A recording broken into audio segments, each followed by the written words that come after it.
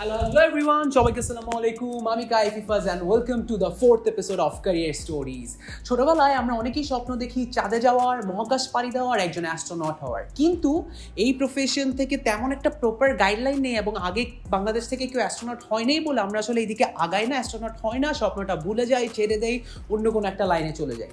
ছোট্ট একটা গল্প বলতে চাই। ক্যানাডার মধ্যে 9 বছরের একটা ছেলে ছিল।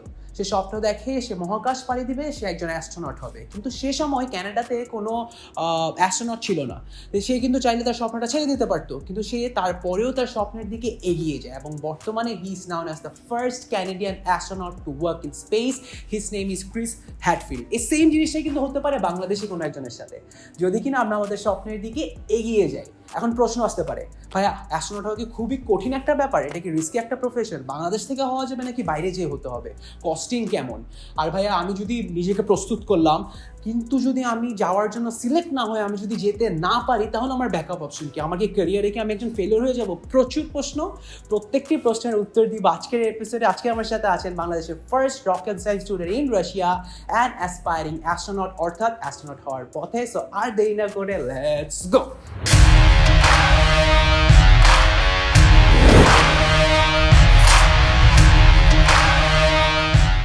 আমরা অনেকেই কিন্তু অনেক স্বপ্ন দেখি, কিন্তু আমাদের মাঝে অনেক অনেক বড় বড় স্বপ্ন দেখে, কিন্তু আমরা সেই স্বপ্নগুলোর দিকে তখনই এগিয়ে যাই যখন দেখি সেই স্বপ্নগুলো আগে কেউ অ্যাচিভ করতে পেরেছে। যদি দেখি সেই স্বপ্নগুলো আগে কেউ অ্যাচিভ করে নেই, তাহলে আমরা সেই স্বপ্নের দিকে এগিয়ে যাই না, স্বপ্নটা ভুলে যাই, স্বপ্নটা ছেড়ে দেই, অন্য কোনো একটা লাইনে চলে যাই। কিন্তু তারপরেও যারা সেই স্বপ্নগুলোর দিকে এগিয়ে যায় তাদেরকে আমরা বলি সাহসী মানুষ। ঠিক তেমন একজন সাহসী মানুষই আজকে আমার পাশে বসে আছেন। উনি একজন রাইটার, একজন কন্টেন্ট ক্রিয়েটার, কিন্তু mainly he is the first and the only aspiring astronaut from Bangladesh. So our special guest is Shahjalal জনক ভাইয়া। ভাই আসসালামু আলাইকুম। ওয়ালাইকুম আসসালাম। ভাই অ্যাসপায়ারিং অ্যাস্ট্রোনটের লাইফ কেমন যাচ্ছে? আলহামদুলিল্লাহ বেশ ভালো যাচ্ছে। তবে প্রথমে আমি তোমাকে একটু ধন্যবাদ দিতে চাই যে এত সুন্দর করে একটা ইন্ট্রোডাকশন দেওয়ার জন্য। থ্যাংক ইউ ভাইয়া। ভাই আসলে মনে হয় ভালো যাচ্ছে, কারণ রিসেন্টলি দেখলাম আমি ডক্টর ইউনুস স্যারের সাথে আপনার একটা কনফারেন্সে কল হলো। কোনো ভাইয়া মহাকাশে যাওয়ার প্ল্যানিং চলছে নাকি? মহাকাশে যাওয়ার প্ল্যানিং না, জাস্ট নেটওয়ার্কিং টাইপের গল্প হলো, তার প্ল্যান কি এসব নিয়ে, বা আমি কি করছি এই বিষয়গুলো নিয়ে কথাবার্তা হলো। বেস্ট উইশেস দিল আর কি রিগার্ডিং। এক্স্যাক্টলি। জি ভাই, ফার্স্টে আমি ক্যারিয়ার স্টোরিজ নিয়ে একটু ছোট করে বলে নেই। ক্যারিয়ার স্টোরিজ হচ্ছে এমন একটা শো, এখানে আমরা বিভিন্ন প্রফেশন থেকে এক্সপেরিয়েন্স ইন্ডিভিজুয়ালদেরকে ইনভাইট করে ওনাদের জার্নিটা জানি এবং কিছু টিপস সাজেশনস জানি অ্যাবাউট ডিফারেন্ট প্রফেশন, যাতে করে ইয়াং জেনারেশন প্রত্যেকটা ক্যারিয়ারের ব্যাপারে একটা প্রাইমারি একটা ধারণা পেয়ে যায় এবং এটা তাদের ইন দ্য লং রান তাদের হেল্প হয়। ভাই এটাই হলো ক্যারিয়ার স্টোরি শো। ভাই রেডি তো? এক্স্যাক্টলি, আমি পুরোপুরি রেডি।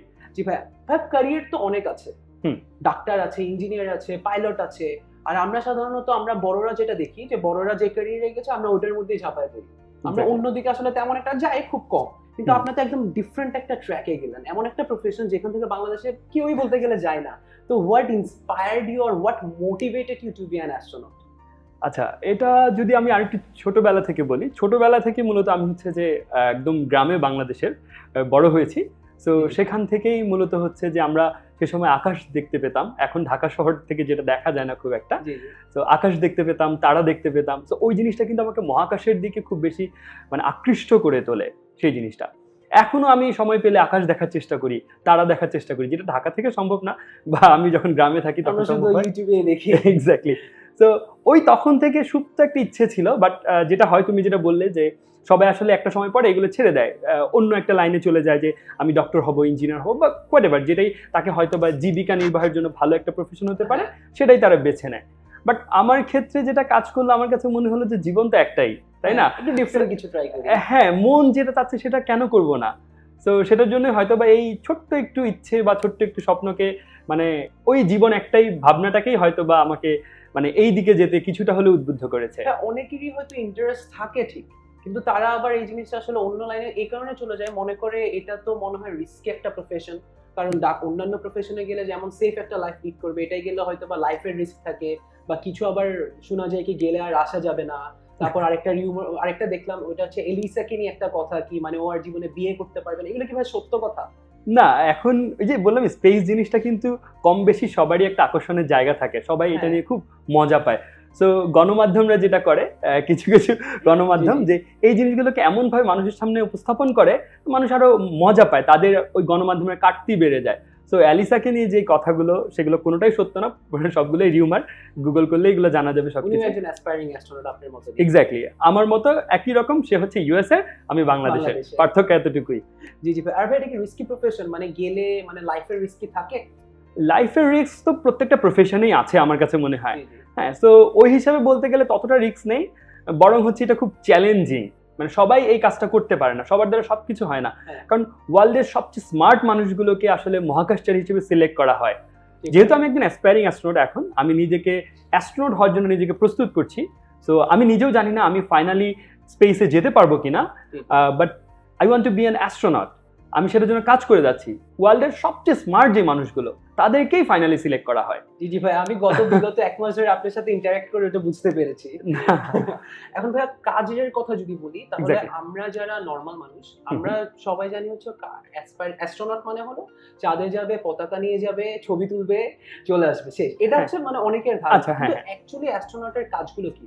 অ্যাস্ট্রোনটের মেইন কাজ হচ্ছে গবেষণা করা। আমরা তো পৃথিবীতে বসবাস করছি মানুষ, পৃথিবীর বাইরে মানুষজন কিভাবে বসবাস করতে পারে, পৃথিবীর বাইরে কি কি রিসোর্সেস আছে সেগুলো নিয়ে গবেষণা করা। যেমন ইন্টারন্যাশনাল স্পেস স্টেশনে কিন্তু আমাদের হিউম্যান বডি নিয়ে বায়োলজিক্যাল অনেক গবেষণা হয়। মার্সে যাওয়া হচ্ছে, মার্সে গিয়েও কিন্তু অনেক বায়োডাইভার্সিটি নিয়ে গবেষণা হবে। সো অ্যাস্ট্রোনটদের মেইন কাজই হচ্ছে গবেষণা করা, বিভিন্ন ধরনের গবেষণা। এই যেমন আমি বললাম যে রিসোর্সেস কি কি আছে স্পেসে, তো জাস্ট একটা এক্সাম্পল দিই। তোমার যারা ভিউয়ার তারা অনেক ইন্টেলেকচুয়াল, তাদের জন্য আমি একটু বলি যে ধরা যাক স্পেস থেকে যদি আমরা ইলেকট্রিসিটি প্রডিউস করতে পারি, পৃথিবীতে নিয়ে আসতে পারি স্পেসের ইলেকট্রিসিটিটুকু, তাহলে পুরো পৃথিবীতে কিন্তু আর এরকম রূপপুর পারমাণবিক বিদ্যুৎ কেন্দ্রের মতো নিউক্লিয়ার পাওয়ার প্ল্যান্ট, যেটা আমাদের জন্য অনেক ভয়ঙ্কর, বাট আমাদের করতে হচ্ছে কারণ আমাদের বিদ্যুৎ প্রয়োজন, ঠিক আছে, এক টাইপের বাধ্য। সো এরকম কিন্তু আমরা ভয়ঙ্কর অনেক ডিসিশন হয়তো বা নিব না, বা আমাদের প্রয়োজন হবে না। সো এরকম আরো অনেক কিছু যেগুলো স্পেস থেকে, যাতে করে আমাদের Exactly. আরেকটু সহজ হয়ে যায়। এক্স্যাক্টলি। জি জি ভাই। তো ভাই এখন কাজ কি ওটা জানলাম, হ্যাঁ, হ্যাঁ। সবকিছুই জানলাম। কেউ ধরেন ডিসাইড করলো কি আমি অ্যাস্ট্রোনট হব, কিন্তু ভাইয়া কপালের জন্য বা কিছু রিকোয়ারমেন্টস নিজেকেও অ্যাচিভ করতে হয়। তো একদম প্রাইমারি কি কি রিকোয়ারমেন্টস একজন অ্যাস্ট্রোনটের হওয়ার জন্য, কি কি রিকোয়ারমেন্টস একজনের হতে পারে? আচ্ছা, শুরুর দিকে তুমি একটা কথা বলছিলে যে মানুষজন ভাবে যে স্পেসে যাবে, একটা দেশের হয়ে সেখানে গিয়ে পতাকা নিয়ে যাবে, এই করবে সেই করবে। হ্যাঁ, এটা কিন্তু একসময় ছিল যে শুধুমাত্র মাইলস্টোন অ্যাচিভ করা, যে আমেরিকা থেকে একজন গেল চাঁদে গিয়ে তাদের পতাকা পুঁতে দিয়ে আসলো, আমেরিকানরা চাঁদে গিয়েছে, তারা ক্ষমতা দেখিয়ে ফেললো, বা রাশিয়া তাদের প্রথম স্যাটেলাইট মহাকাশে পাঠিয়েছে। সো এইভাবে বিভিন্ন রাষ্ট্র তাদের ক্ষমতা দেখাতো স্পেস নিয়ে। সেটা ছিল এক ধরনের মাইলস্টোন অ্যাচিভ করা। বাট এখন যেটা হয়েছে, এখন কিন্তু ওই যে বললাম মহাকাশ নিয়ে গবেষণা হয়। সো কেউ যদি মহাকাশচারী হতে চায়, তাকে ডেফিনেটলি খুব ভালো স্টুডেন্ট হতে হবে। ইউএসএ তে একটা এরকম বলা হয়, ইউএস এর অনেকেই বলে যে তুমি যদি মহাকাশচারী হতে চাও তাহলে তোমাকে এমআইটি এর একটা ডিগ্রি থাকতে হবে। আর যদি এটা খুব মজা করে তারা বলে, কারণ এখন আসলে রিসার্চের দিকে এতটাই তারা ঝুঁকে গিয়েছে যে এরকম এমআইটির ডিগ্রি, হার্ভার্ডের ডিগ্রিগুলো খুব ভ্যালু অ্যাড করে। আরেকটা বিষয় হচ্ছে সবচেয়ে জরুরি, সেটা হচ্ছে তুমি বলছিলা যে মহাকাশ একটা রিস্কি প্রফেশন কিনা। কিছুটা তো রিস্ক আছেই, শুরুতে আমি বলে দিয়েছি যে সব প্রফেশনে আছে, বাট মহাকাশ রিলেটেড তো অবশ্যই কিছুটা রিস্ক আছে। কারণ একটা রকেট সেকেন্ডে 12 কিলোমিটার বেগে যখন যায়, তখন কিন্তু চোখ বন্ধ করলে 12 কিলোমিটার আমি চলে যাচ্ছি, তখন কিন্তু অনেক কিছু ঘটে যেতে পারে এই 12 কিলোমিটারের মধ্যে। বাট এই যে রিস্কি প্রফেশন, স্পেস এনভায়রনমেন্ট এক ধরনের, সেই জন্য কিন্তু ফিজিক্যাল ফিটনেসটা অনেক বড় একটা ম্যাটার করে, যে ফিজিক্যালি সে ফিট কিনা, জিরো গ্র্যাভিটির সাথে সে কোপ আপ করতে পারবে কিনা। সো এই বিষয়গুলোতে কিন্তু একজনকে মানে ফিজিক্যালি ফিট হতে হয়, আবার ওই যে বললাম এডুকেশনালের দিক দিয়ে ভালো রেজাল্ট থাকতে হয়। এই জিনিসগুলো আরও কিছু কিছু আছে যেগুলো হচ্ছে যে আমি এখন যেমন অ্যাসপায়ারিং অ্যাস্ট্রোনট হিসেবে নিজেকে মহাকাশচারী হওয়ার জন্য প্রস্তুত করছি। অনেকে, আমি একটু ক্লিয়ার করে নিই তোমার ভিউয়ার্সদের জন্য, সেটা হচ্ছে যে অ্যাসপায়ারিং অ্যাস্ট্রোনট হচ্ছে তারা যারা নিজেকে মহাকাশচারী হওয়ার জন্য প্রস্তুত করছে। সো এই যে বললাম যে মহাকাশচারী তারাই হয় যারা ওয়ার্ল্ডের সবচেয়ে স্মার্ট পারসন, যারা সবকিছু করতে পারে। সো ওই স্মার্ট পারসন হওয়ার জার্নিটা কিন্তু সহজ না, তোমাকে সবকিছু পারতে হবে। তোমাকে যে কোনো পরিবেশের সাথে, এইখানে যদি তোমাকে স্টুডিওর মধ্যে আজকে বলা হয় যে এখন বলা হয় তোমাকে ঘুমাই যেতে হবে, তুমি ঘুমাই যেতে হবে এই জায়গার মধ্যে। তো এখানে ভাই আমার ছোট্ট একটা প্রশ্ন, শিওর, কেন ভাইয়া আপনি only aspiring astronaut from Bangladesh, আর কেউ কেন অ্যাস্ট্রোনট হওয়ার জন্য নিজেকে প্রিপেয়ার করছে না? আচ্ছা, এটা নিয়ে কিছুটা কনফিউশন বা অনেকের মধ্যে কাজ করে। আমি অনলি বলতে খুব একটা স্বাচ্ছন্দ্য বোধ করি আবার করি না, মানে বিষয়টা একটু মানে দোটানার মধ্যে আছে। কারণ হচ্ছে যে এখন পর্যন্ত কেউ নিজেকে মহাকাশচারী হওয়ার জন্য প্রস্তুত করছে না। সারা ওয়ার্ল্ডে যেমন অ্যাসপায়ারিং অ্যাস্ট্রোনট যে টার্মটা, এটা কিন্তু খুবই পপুলার একটা টার্ম। যেমন অ্যালিসা কার্সনকে সারা ওয়ার্ল্ড চেনে, হ্যাঁ। তারপর অ্যাবিগেল হ্যারিসন আছে, তারপর এরকম অনেক অ্যাসপায়ারিং অ্যাস্ট্রোনট আছে যাদের সাথে আমি কানেক্টেড। সো তারা সবাই কিন্তু নিজেদেরকে অ্যাসপায়ারিং অ্যাস্ট্রোনট হিসেবে পরিচয় দেয় এবং তারা মহাকাশচারী হওয়ার জন্য কিন্তু প্রচুর কাজ করে, প্রস্তুতি গ্রহণ করছে। যেমন আমি অনেকগুলো কাজ করেছি, আমি গান শুটিং শিখেছি, management of medical emergencies in স্পেসে কিভাবে একজন অসুস্থ হয়ে গেলে কিভাবে তাকে ম্যানেজমেন্ট করা যায়, এটার উপর আমি একদম মেডিকেল থেকে কোর্স করেছি। তারপর হচ্ছে যে আমি ফ্লাইট ট্রেনিং করেছি রাশাতে। পিপিএলটা আমার এখনো নেওয়া হয়নি, অনেকে যেমন অ্যালিসার কথা, অ্যালিসা কিন্তু পিপিএল নিয়ে ফেলেছে, প্রাইভেট পাইলট লাইসেন্স। একটু ছোট করে বলে নেই, পিপিএল মানে হলো প্রাইভেট পাইলট লাইসেন্স। আপনারা যারা যারা পাইলট হতে চাচ্ছেন, আমার পাইলটের একটা ভিডিও আছে, ওই ভিডিওটা দেখে আসতে পারেন। পাইলট সেক্টরটা নিয়ে আপনাদের যত কনফিউশন সব দূর হয়ে যাবে। হ্যাঁ, তো সেরকম আমার পিপিএল এখনো নেওয়া হয়নি, কারণ কোভিড এর জন্য গত 1.5 বছর ধরে কিন্তু আমার মোটামুটি সব কাজই বন্ধ বলা চলে। হ্যাঁ, সো সামনে ইনশাল্লাহ পিপিএলটা কমপ্লিট করে ফেলবো। তারপর স্কাই ডাইভিং এর লাইসেন্স, যেটা যে আমি যে কোনো ওয়ার্ল্ডের যে কোনো প্রান্ত থেকে যে কোনো বিমান থেকে জাম্প করতে পারবো। সো এই জিনিসগুলো কিন্তু প্রত্যেকটা অ্যাসপায়ারিং অ্যাস্ট্রোনট করে। এছাড়া আমার সার্ভাইভালের ট্রেনিং করা আছে, সেটাও করেছি। সো এই যে কাজগুলো করে যারা অ্যাসপায়ারিং অ্যাস্ট্রোনট, সবাই কিন্তু এই কাজগুলো করে। বাংলাদেশ থেকে এরকম মহাকাশচারী হওয়ার জন্য এই কাজগুলো কেউ করে না, যার কারণে তুমি বলতে পারো যে আমি অনলি। কিন্তু এটা কেন কেউ আসছে না? আচ্ছা, কেন কেউ আসছে না? বাংলাদেশে অপরচুনিটি কম, এটা সবচেয়ে বড় একটা কারণ আমি বলতে পারি। যেমন আমি রাশাতে পড়াশোনা না করলে আমার মনে হয় আমার দ্বারাও এরকম করাটা খুব কঠিন হয়ে যেত। কারণ এখন বাংলাদেশে একজন স্টুডেন্ট, সে যদি ভাবে যে কেউ বুয়েটে পড়ছে, ধরলাম যে তার মহাকাশচারী হওয়ার ইচ্ছে, সো যেহেতু বুয়েটে পড়ছে, সে স্টুডেন্ট হিসেবে ধরলাম খুবই ভালো সবকিছু। তো সে যদি মহাকাশচারী হতে চায়, তাহলে দেখা যাবে যে সে ওই যে প্রস্তুতি নেয়ার, বাংলাদেশ থেকে প্রাইভেট পাইলট নেওয়ার সুযোগ আছে, অবশ্যই তোমার ভিডিও দেখলেই তারা জানতে পারবে, বাট খুবই কস্টলি, এটা একটা বিষয়। বাংলাদেশ থেকে স্কাই ডাইভিং এর লাইসেন্স নেওয়ার কোনো সুযোগ নেই, বাংলাদেশ থেকে ফ্লাইট ট্রেনিং এর কোনো সুযোগ নেই, যেটা অ্যারোবেটিক্স এর, আমার ইউটিউব চ্যানেলেও সেই ভিডিওটা আছে। সো এই জিনিসগুলো বাংলাদেশে এই মহাকাশচারী হওয়ার জন্য এই স্কোপগুলো কিন্তু নেই, যেটা বাইরের অন্যান্য দেশে আছে, রাশিয়া, ইউএসএ বা অন্যান্য উন্নত দেশগুলোতে আছে। সো এটার জন্য আমার মনে হচ্ছে যে তারা আসছে না। ছোট করে একটু বলেন, এটা তো ভাই প্রিপারেশন টাইম বা ট্রেনিং টাইম চাঁদে যাওয়ার জন্য, কিন্তু ভাই স্পেসে যাওয়ার জন্য। এক্স্যাক্টলি। কিন্তু একদম স্টার্টিং এ যখন ধরেন কেউ ইন্টার দিল, এইচএসসি এক্সাম দিল, ক্লাস 12 শেষ করলো, সে চিন্তা করতেছে সে একজন মহাকাশচারী হবে। তো আমরা তো সাধারণত দেখা যায় ব্যাচেলর করি বা মাস্টার্স করি, বিবিএমবিএ করি। তো মহাকাশচারী হতে হলে আমাকে আসলে কোন পড়াশোনাটা করতে হবে? বাংলাদেশ থেকে কি করাটা সুযোগ আছে নাকি বাইরে গিয়ে করতে হবে? খুবই ভালো প্রশ্ন, এটা নিয়ে অনেকের কনফিউশন থাকে। অনেকেই ভাবে যে আমি রকেট সায়েন্স নিয়ে পড়ছি রাশাতে। হ্যাঁ, সো আমার পুরো সাবজেক্টের নাম হচ্ছে rocket complexes and space science. তো অনেকে ভাবে যে মহাকাশচারী হওয়ার জন্য হয়তো বা রকেট সায়েন্সেই পড়তে হবে, বিষয়টা কিন্তু সেটা না। মহাকাশচারী হওয়ার জন্য স্টেম রিলেটেড যে কোনো সাবজেক্টে পড়লেই চলবে। স্টেম মানে হচ্ছে science, technology, engineering and mathematics. So এই রিলেটেড যে কোনো সাবজেক্ট থেকে পড়াশোনা করলেই কিন্তু মহাকাশচারী হওয়ার জন্য আবেদন করা যাবে, রিকোয়ারমেন্টস সেটা। বাট আমি আরেকটু বলে রাখি যে রিকোয়ারমেন্টস ফুলফিল করলেই যে সেই মহাকাশচারী হয়ে যাবে, স্পেসে যেতে পারবে, বিষয়টা কিন্তু এরকম না।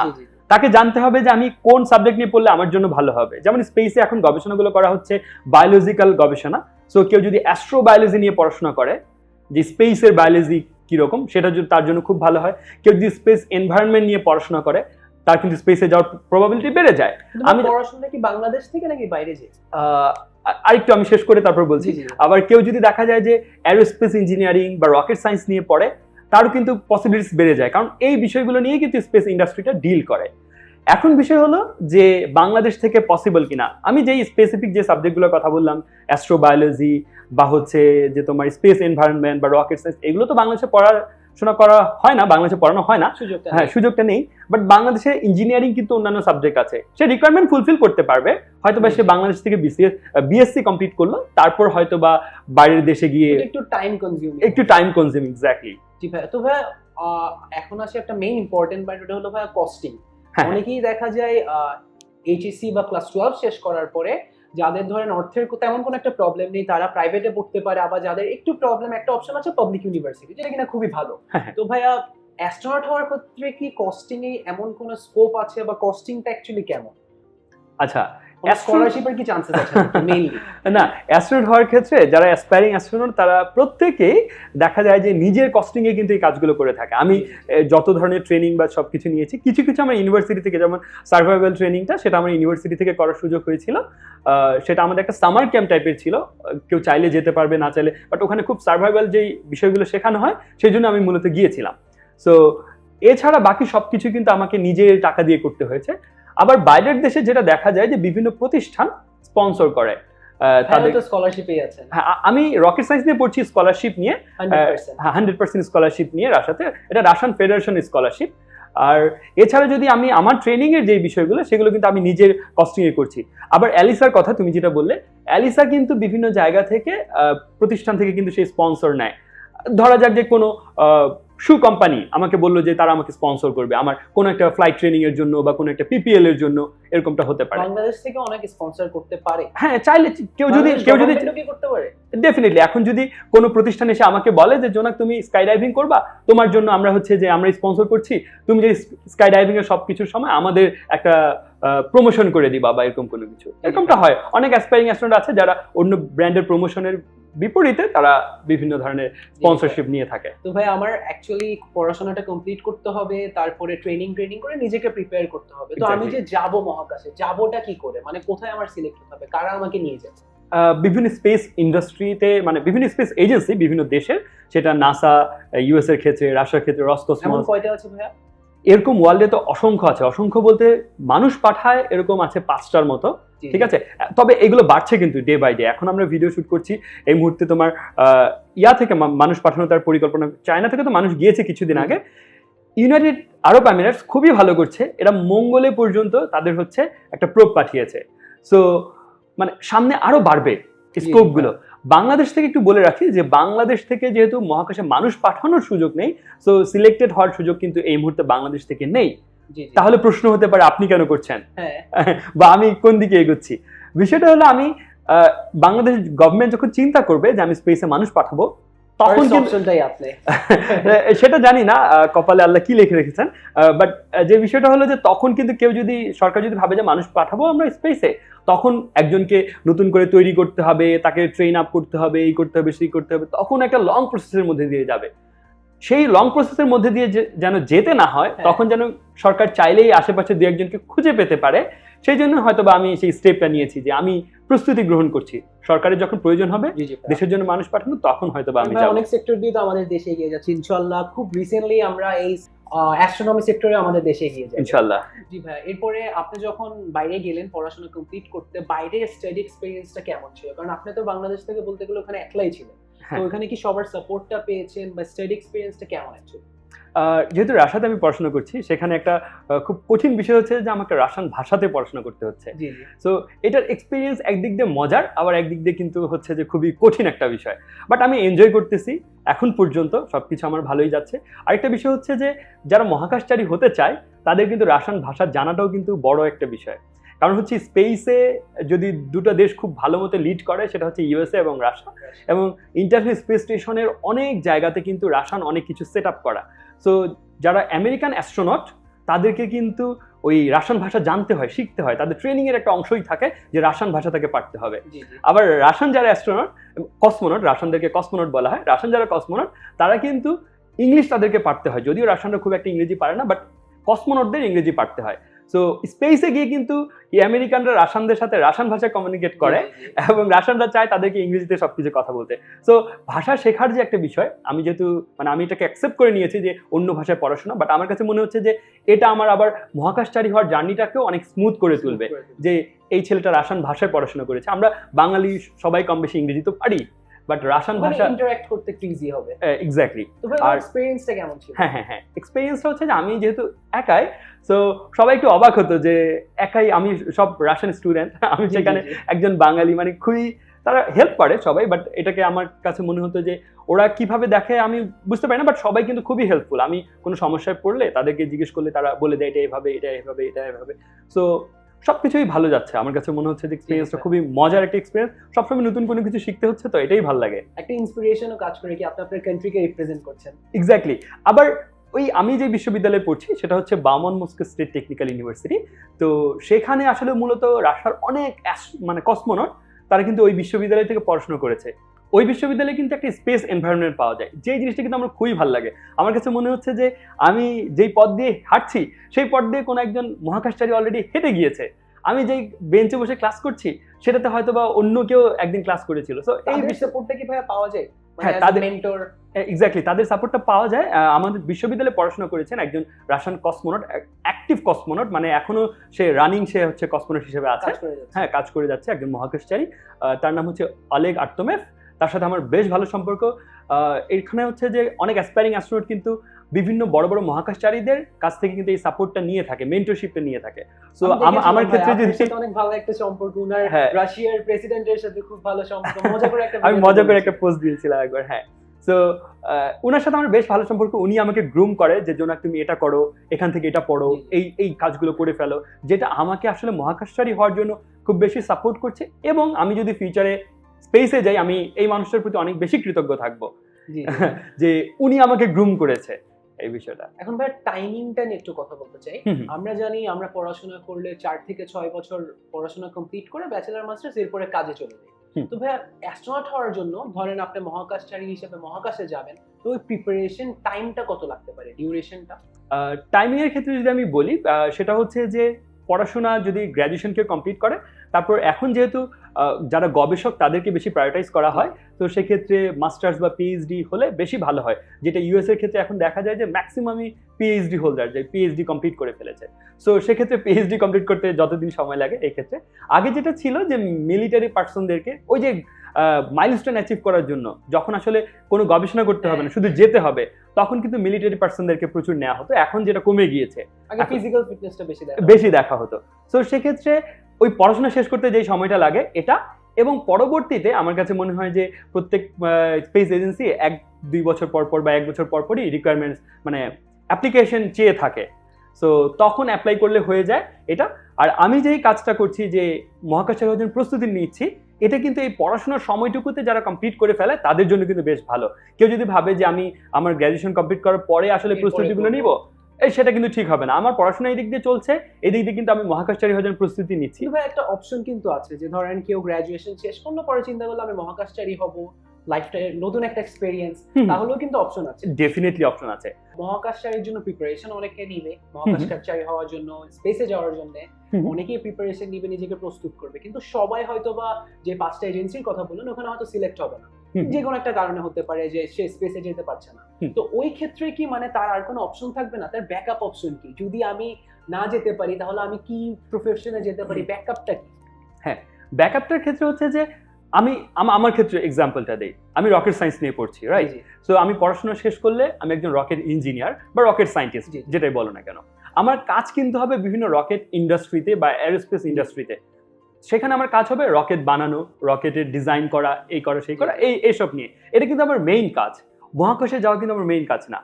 সো আমি যদি মহাকাশচারী হিসেবে সিলেক্টেড হই, তাহলে আমি মহাকাশে যাওয়ার সুযোগটা পাবো। আর যদি আমি সিলেক্টেড না হতে পারি, তাহলে কিন্তু আমি ওই স্পেস ইন্ডাস্ট্রিতে বা বিভিন্ন রকেট কোম্পানিতে কিন্তু রিসার্চার হিসেবে ডেফিনেটলি আমি তো যে কোনো দিকে টিচিংও করতে পারবো, যে আমি রকেট সায়েন্স নিয়ে কোথাও পড়াচ্ছি। যেমন আমার ক্ষেত্রে একটা ভালো অপশন আমার কাছে মনে হয় যে বাংলাদেশে কিন্তু নতুন করে এই বিষয়গুলো শুরু হচ্ছে। যদি আমি একটা সময় আমার কাছে মনে হয় যে আমি সবকিছু আমার ক্যারিয়ারের যখন শেষের দিকে আমি যদি স্পেসে যেতে পারি, যখন হয়তো বা স্পেস ক্যারিয়ারগুলো মানে দেখা যায় ক্রিকেটারদের মতো অনেকটা হয় বা খেলোয়াড়দের মতো হয়, যে বয়সের সাথে সাথে আসলে পারফরমেন্স কমতে থাকে বা নতুনদেরকে সুযোগ দেওয়া হয়। তো তখন আমার ইচ্ছে আছে যে আমি যদি বাংলাদেশে এসে কোনো ফ্যাকাল্টি হিসেবে কোথাও জয়েন করতে পারি, তো তখন দেখা যাবে যে কোচ হিসেবে যে সেটার একটা সুযোগ আছে, যে আমার দ্বারা হয়তো বা আরো অনেক স্টুডেন্ট বা অনেকে মোটিভেটেড হবে বা অনেকে এই পাথটা মানে পারসিউ করার জন্য হয়তো বা যাবে। কেউ অ্যাস্ট্রোবায়োলজি নিয়ে যদি ইউএসএ পড়াশোনা করে, হ্যাঁ, সে যদি মহাকাশচারী না হতে পারে, সে বাংলাদেশে এসে কিন্তু বিসিএসও দিতে পারবে। তাহলে কিন্তু এটা একদম সেফ একটা ক্যারিয়ার, সেফ একটা ব্যাকআপ অপশন আছে, বিভিন্ন পাথ আছে, ওয়ে আছে। শুধু তাই না, কেউ যদি অ্যাস্ট্রোবায়োলজি নিয়ে পড়ে যে আমি মহাকাশচারী হতে চাই, অ্যাস্ট্রোবায়োলজি নিয়ে আমি ইউএসএ তে পড়াশোনা করলাম, ইউএসএ পড়াশোনা নিয়ে হয়তো বা তোমার সামনে ভিডিও আসতে পারে বা অন্যান্য জায়গা থেকে কেউ নিতে পারে যে ইউএসএ তে কিভাবে স্কলারশিপ নিয়ে পড়াশোনা করা যায়। সো এই বিষয়টা হচ্ছে কেউ ইউএসএ তে অ্যাস্ট্রোবায়োলজি নিয়ে পড়াশোনা করলো, সে মহাকাশচারী হওয়ার জন্য চেষ্টা করলো। আরেকটা বিষয় বলে রাখি, অনেকে ভুল ধারণা পেতে পারে, সেটা হচ্ছে যে বাইরের স্পেস ইন্ডাস্ট্রিগুলোতে কিন্তু মহাকাশচারী হিসেবে সিলেক্টেড হওয়ার জন্য সেই দেশের নাগরিকত্ব নিতে হবে বা সেই দেশের নাগরিক হতে হবে। আমি যেমন চাচ্ছি যে বাংলাদেশ থেকে যেতে, হ্যাঁ, সেটার জন্য কিন্তু আমাকে কিন্তু অন্য দেশের স্পেস ইন্ডাস্ট্রি সেই সুযোগটা দিবে না। হ্যাঁ, সেই জন্যই আমি কিন্তু বাংলাদেশ গভর্নমেন্টের উপর ডিপেন্ডেন্ট, যে আমাকে বাংলাদেশ সরকার কখন মহাকাশে পাঠাতে চায়। বাংলাদেশ সরকার যদি এখন চায় যে নাসার সাথে চুক্তি করবে যে আমাদের একজন ছেলেকে আপনারা প্রিপেয়ার করে মহাকাশে পাঠান। আমরা জি কিন্তু ভাইয়া। বাংলাদেশি হয়ে মহাকাশে যেতে পারবো, বা আমার বাংলাদেশ সরকার যদি রাশাকে বলে, যে এটা প্রত্যেক দেশই করে থাকে। ভাইয়ার প্ল্যানটা কি, কোথায় যাওয়ার ইচ্ছা, চাঁদে? আমার প্ল্যান তো মার্সে, মঙ্গল গ্রহে যাওয়ার ইচ্ছা। এখন ভাইয়া আমি যদি বলি হ্যাঁ। অ্যাবাউট দ্য ফিউচার প্ল্যান, হুম হুম। এখন অনেকেই হয়তো যাবে চাঁদে, চাঁদে যে চলে এসে বেসিক্যালি যারা তখন রিটায়ার করে ফেলে তখন ওদের নেক্সট অপশন কি থাকে?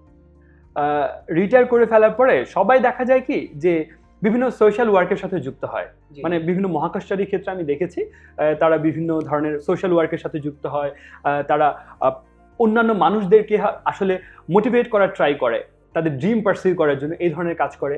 এছাড়া আরও কিছু আছে, যেটা হচ্ছে যে অনেকে সারা ওয়ার্ল্ডে বিভিন্ন ধরনের প্রবলেম, যেমন SDG, sustainable development goals, United nation আছে, সেগুলো নিয়ে কিন্তু কাজ করে। আবার একজন অ্যাস্ট্রোনট আছে, অ্যাস্ট্রোনট রন গ্যারন, যার সাথে কিন্তু ওই যে ডক্টর মোহাম্মদ ইউনূস স্যারের সাথে যখন কথা হচ্ছিল, এ নিয়েও কথা হচ্ছিল। ওনার সাথে রন গ্যারনের সাথে ডক্টর মোহাম্মদ ইউনূস স্যারের বেশ ভালো সম্পর্ক।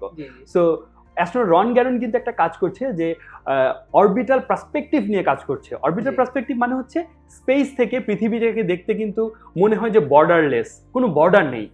জাস্ট একটা জিনিস চিন্তা করো, যে পৃথিবীটা যদি বর্ডারলেস হতো তাহলে আমরা কিন্তু মানুষরা অনেক ভালোভাবে বাঁচতে পারতাম। কারণ পৃথিবীতে একটা জায়গায় দেখা যায় পানির সংকট, আরেকটা জায়গায় কিন্তু আমরা অনেক কিছু অপচয় করছি।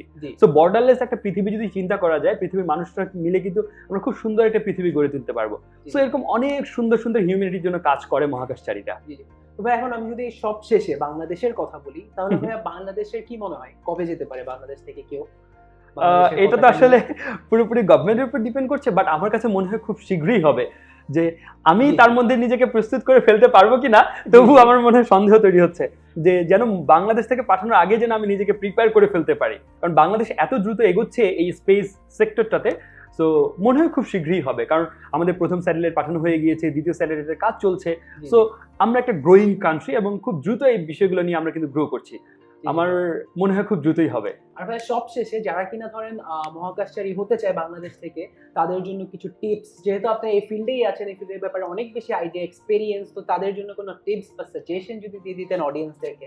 জি ভাই। আচ্ছা, বাংলাদেশ থেকে যারা মহাকাশচারী হতে চায় তাদের জন্য আমি বলবো যে নিজের যে স্বপ্নটা, মহাকাশচারী হওয়ার স্বপ্নটা কিন্তু সবাই দেখতে পারে না, বা এই সাহসটা কিন্তু অনেকের মধ্যে কাজ করে না। সো যারা বাংলাদেশ থেকে মহাকাশচারী হতে চায় তাদেরকে আমি বলবো এই স্বপ্নটা যেন নষ্ট না হয়। কারণ স্বপ্নটা যতদিন থাকবে ততদিন কিন্তু এই স্বপ্নের পিছনে কাজ করে যাওয়ার একটা অনুপ্রেরণা কাজ করবে।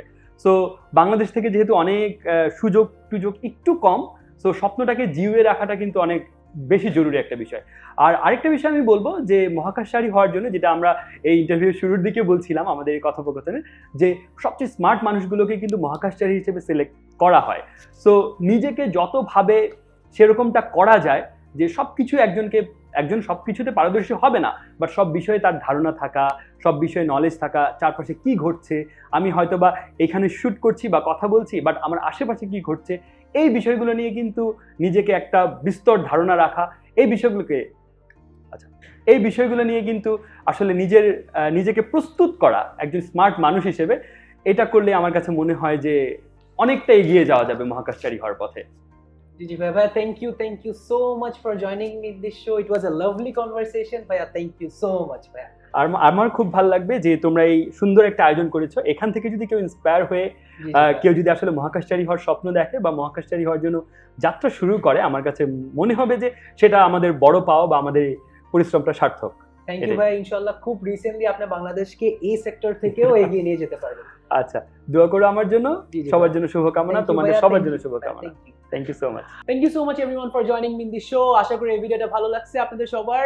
এন্ড আপনাদের যদি আরো কোনো প্রশ্ন থাকে তাহলে কমেন্ট সেকশনে জানাই দিবেন। আমি ভাইয়াকে আবার ফোন দিয়ে কোশ্চেনের অ্যান্সার জেনে আপনাদেরকে জানিয়ে দিতে চেষ্টা করব। আমি প্রত্যেকটা কমেন্টে রিপ্লাই দিতে চেষ্টা করে থাকি। অ্যান্ড ফিউচারে কাকে কাকে দেখতে চাচ্ছেন, কোন প্রফেশন থেকে, ওটাও কমেন্ট সেকশনে জানিয়ে দিবেন। এবং ফিউচারে কিন্তু আরো অনেক ভালো ভালো সারপ্রাইজ আছে, তো don't forget to subscribe and stay tune. Thank you so much. আসসালামু আলাইকুম।